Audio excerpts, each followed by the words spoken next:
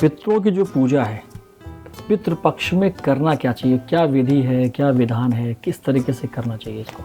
बहुत सरल है। माना यह जाता है कि पितृपक्ष के 15 दिन के समय के दौरान हमारे जितने पूर्वज हैं वो धरती पर भ्रमण करते हैं, वो आते हैं।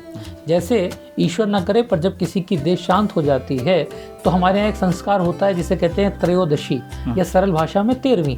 तो कहते हैं कि 13 दिन तक आत्मा घर के आसपास आती है। तो ये तो हो गया एक पर्टिकुलर व्यक्ति जिसकी उसी वर्ष डेथ हुई है।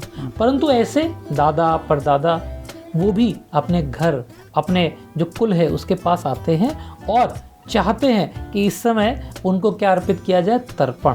तर्पण यानी कि हम उनके प्रति अपना आभार व्यक्त करें।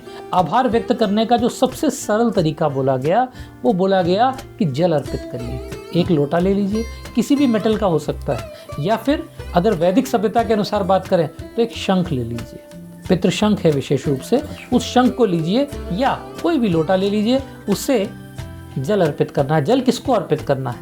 जल अर्पित करना है सूर्य नारायण को, क्योंकि सनातन धर्म मानता है the ultimate source of energy कौन है? सन। तो सूर्य की ओर देखते हुए अपने पितरों का ध्यान करते हुए आपको तर्पण करना है। तर्पण में वैसे तो बहुत सारे मंत्र हैं, मंत्र भी बताएंगे, पर सरलता से सिर्फ इतना बोल दीजिए कि हे पितृ भगवान, आप अगर आए हुए हैं हमारे निकट तो मैं चाहूँगा आपका पूरा आशीर्वाद मुझे प्राप्त हो और आप मेरे द्वारा किया गया ये तर्पण स्वीकार करें। तर्पण में जल का सबसे ज़्यादा महत्व है। दूसरा जो महत्व है जौ का। तीसरा महत्व है तिल का और कुशा। तो ये जल में एक लोटा लीजिए, उसमें जल भरिए और जल में ये सारी चीज़ें डाल दीजिए और सूर्य नारायण जी की ओर देखते हुए इसको अर्पित कर दीजिए।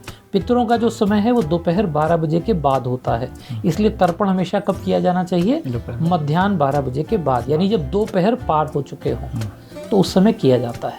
आनंद टीवी से जुड़ने के लिए आप हमें व्हाट्सएप करें 9277395752 पर।